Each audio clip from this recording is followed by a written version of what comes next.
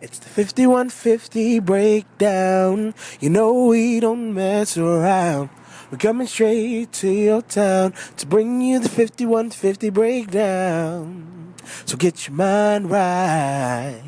Get your mind right. Get your mind right. Get your mind right. And get ready for the 5150 breakdown. Hi, I'm Shawna Charles, PhD candidate. And I'm Dr. Kimberly Grace, and this is the 5150 breakdown. Today we're going to talk about fetishism. And we're going to first talk about different fetishes, and then talk about how they become disorders. Well, you know, Dr. Grace, they say that fetishes usually tend to show themselves as an adolescent, and they also tend to be chronic. And we know this is kind of a icky topic, or, you know, a topic that is usually talked or acted out behind closed doors. But today we want to bring it to the light because although it seems disgusting and icky, it is something that is real and people experience. And you know what, with the book 50 Shades of Grey, I think people are starting to talk about it more. So it's not really so disgusting anymore, but it's really being brought out to the forefront. And so I think now is a good time to talk about it. But what happens when 50 Shades of Grey goes too far? It becomes chronic. It becomes a disorder. So today we're going to talk about a couple of different fetishes, and we know that one size doesn't fit all. This is not all the fetishes that exist. These are the ones that we chose to discuss today. So our first one is infantilism, and that is when you want to act like a child under the age of 2, and it's usually acted out in the bedroom. So think putting on diapers, using, what are these things called? Oh, pacifiers, putting on little baby clothes and bibs. People tend to like those things, and that is more of a common fetish. The next one is hybristophilia, and that is when someone is sexually aroused by having sex with a convicted criminal. So it's not that, you were in a relationship with someone and then they went to jail, and then when you come home you're sexually aroused by them. That's not what we're talking about. We're talking about a person who is sexually aroused and goes looking for only convicted criminals. And when we're talking about sexual arousal, we're not just talking about a natural feeling of feeling sexually attracted to someone. This is something chronic, something so strong and overpowering that people are willing to basically give up anything to for this instant gratification and to satisfy this sexual need. And you know, I've heard many stories about women or male security guards who tend to get caught up with the one who's incarcerated. And I often wonder, is it this fetish that they have, or is it just really a true love story? Or what about the man or woman who seems to only attract criminals? Could it be this? Ooh. You never know. So our third fetish that we're going to discuss today is urophilia. AKA golden showers. Drip, drip, drip. P-O-U-I. Yeah, you know what I'm talking about. So we all know from R. Kelly that this actually exists. This is when someone likes to urinate or be urinated on to cause sexual arousal. The next fetish is telephonic philia, and that is when someone becomes sexually aroused by talking dirty on the phone or by having someone talk dirty to them or lewd to them. So you think about those 1-900 numbers, those call girl numbers, that can be a type of fetish. And those numbers tend to make a lot of money because I don't know what it is because it's not a fetish of mine, but I'm thinking that it's the storytelling, it's the sound of the voice, it's the fantasy, the imagination you can put behind what someone is saying that can lead to the sexual arousal and fulfills the sexual desire. And the last fetish we're going to discuss is mixophilia. And that's when someone likes to watch themselves or their partner having sex. And usually that's in a mirror, or it can actually be with something else. That could possibly be why menage a trois and things are so popular in today's society. Yes. So, a lot of people have fetishes, right? A lot of people use different non-living objects to become sexually aroused. But when does it become a disorder?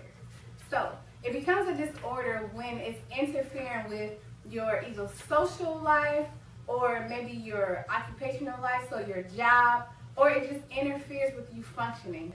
Let's say you had a foot fetish and you were at work, someone happened to wear open-toe shoes, and now you cannot be productive because you are becoming sexually aroused by these feet. And get fired. If that happens chronically over a course of 6 months, you can now fall into the category of having fetishism. And it can also be diagnosed by your doctor, because it becomes an impairment, like Dr. Grace said, if it's impairing you socially, occupationally, or even sexually or with your partner. It has now crossed the line from being something that's normal and fun and does drive sexual arousal to something that is chronic and is now interfering with your daily life. So we know that this could be a touchy topic. We know that it could be embarrassing, but we also know that it does exist. So this is why Dr. Grace and I are going to talk to you today about fetishes and what to do the next step if you find yourself in that category.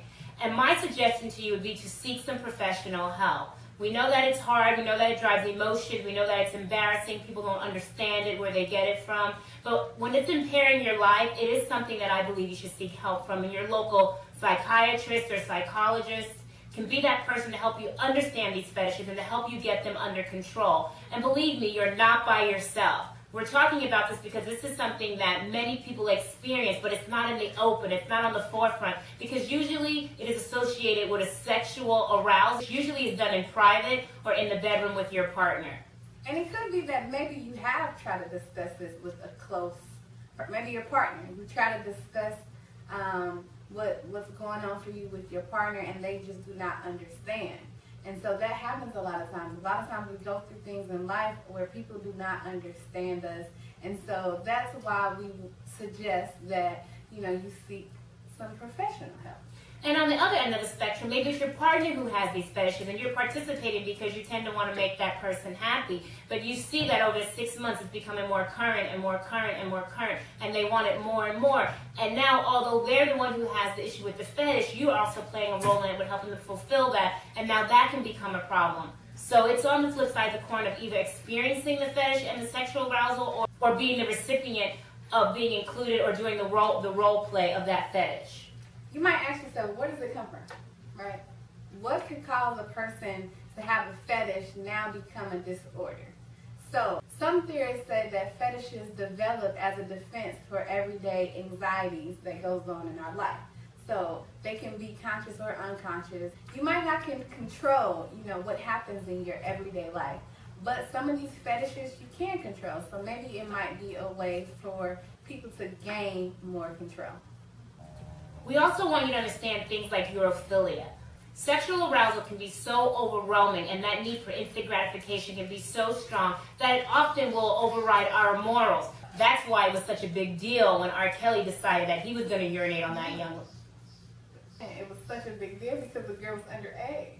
Sometimes fetishes cross the line and become criminal. So, for example, you have pedophilia, and that's when adults like to have sex with children, normally under the age of 13. So at that point, it's no longer just considered a fun fetish. It's considered A, criminal, and B, a disorder, a mental health disorder.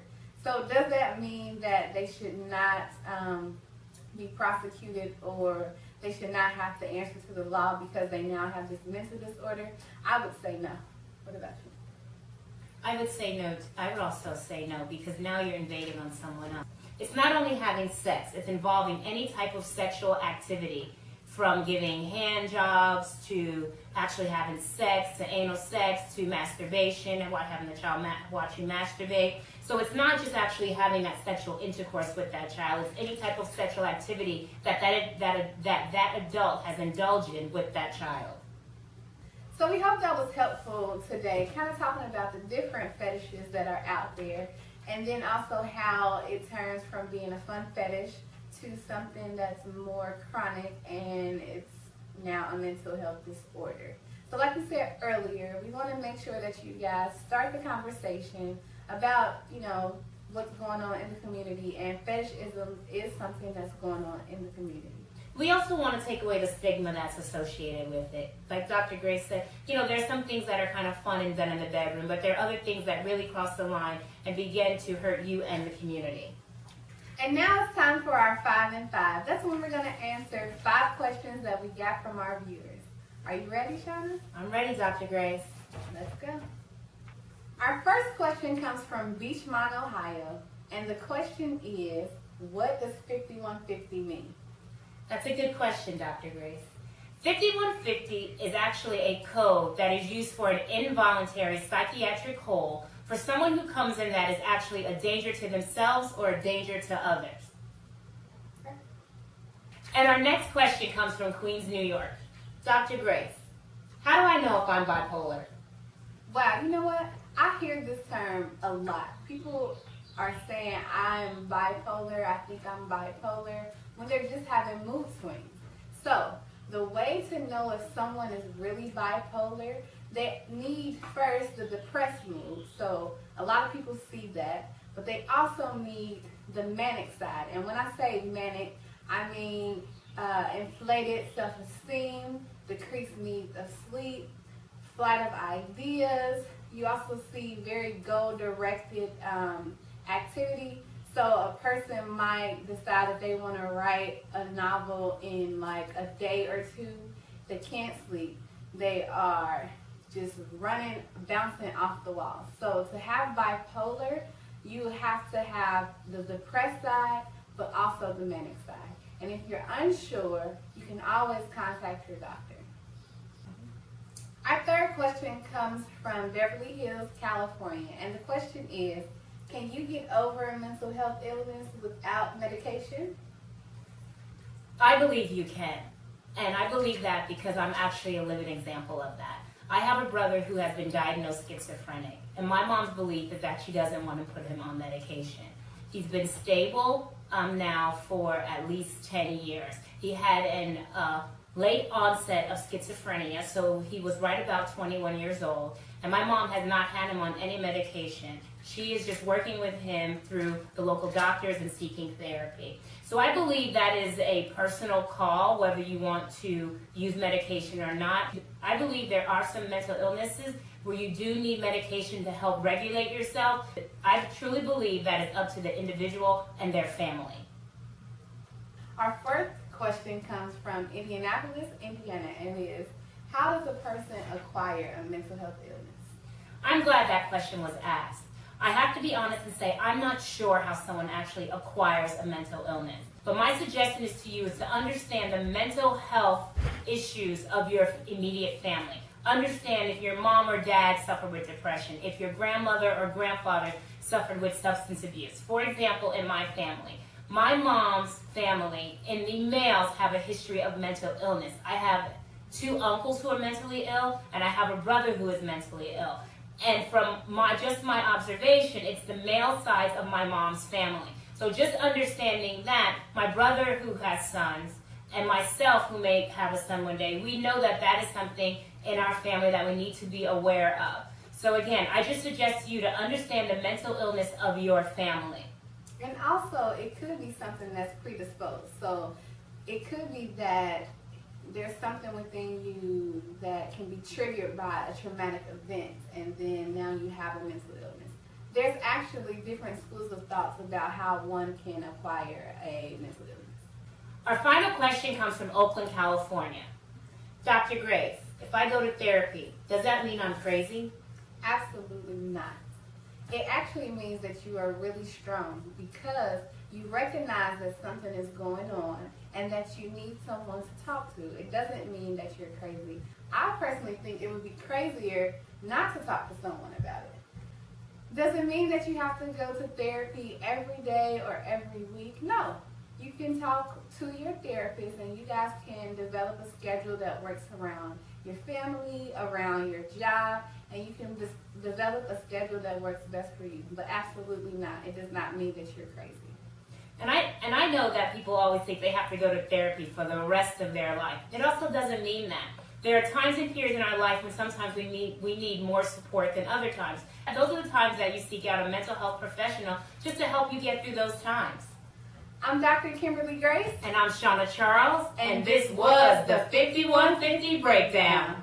It's the 5150 breakdown. You know we don't mess around. We're coming straight to your town to bring you the 5150 breakdown. So get your mind right. Get your mind right. Get your mind right. Get your mind right. And get ready for the 5150 breakdown.